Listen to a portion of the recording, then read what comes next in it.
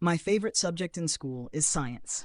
I find it really interesting because it helps me understand how things work in the world around us. We learn about different topics like biology, chemistry, and physics.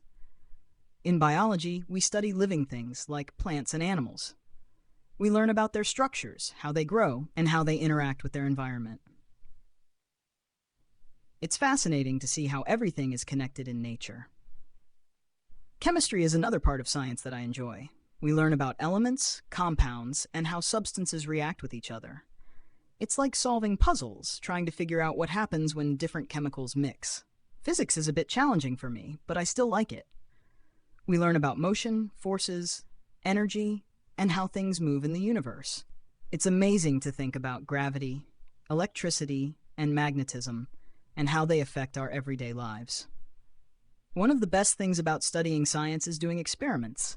We get to wear lab coats, use equipment like microscopes and test tubes, and conduct experiments to see scientific principles in action. It's hands-on learning, and it helps me remember things better.